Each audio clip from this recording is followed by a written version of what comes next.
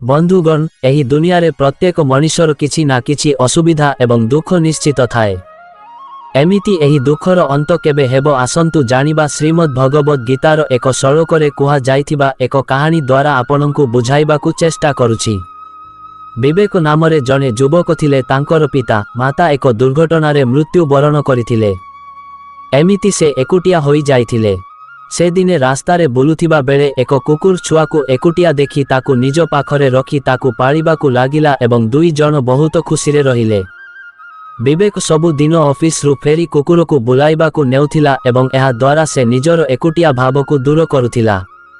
एही भली कुकुरकु बुलाउथिबा समयरे दिने कुकुरटी ताहार हातरु खसी जाई कुआडे चाली गला। केउठारे खोजिले भी मिलिला नाही। विवेक भाबिला कि एही कुकुरटी ताकु बंचिबाकु रास्ता देखाइथिला, किंतु भगवान ताकु मध्य नेई गले। सेथिपाई से भगवानंको उपरे रागी गले। किछि दिन परे गोटिए झियो विवेकर कुकुरकु धरी तार घरकु आसिला।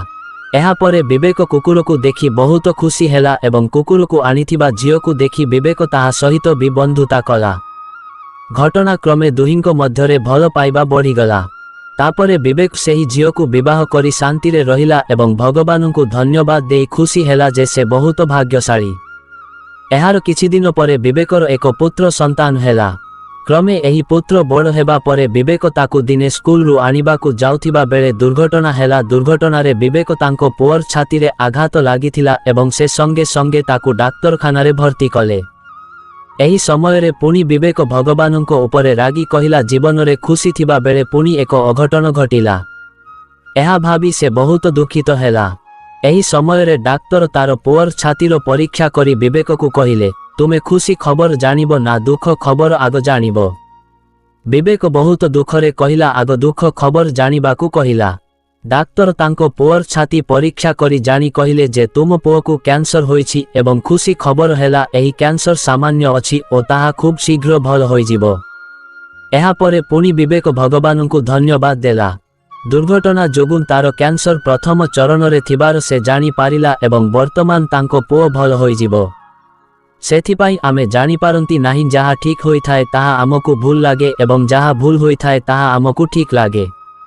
प्रथमे विवेकर कुकुर हजिगला एवं तापरे दुर्घटना हेला। विवेककु बहुत खराब लागिला, किंतु परे एही दुईटी घटना विवेककु खुशी लागिला। एहीपरि आम जीवन रे दुख परे सुख एवं सुख परे दुख आसे। भगवानंको श्रीकृष्णंको उपरे भरोसा विश्वास रखी भल काम करिबाकु चेष्टा करंतु। आपनंको जीवन रे भगवान श्रीकृष्ण सबु दुख दूर करिदेबे। बंधुगण, एही छोटिया कहानीटी केमिति लागिला कमेंट करंतु। भिडियोटी को गोटिए लाइक एवं आमर सत्य गाइडर यूट्यूब चैनल को सब्सक्राइब करंतु। धन्यवाद। जय श्रीकृष्ण। राधे राधे।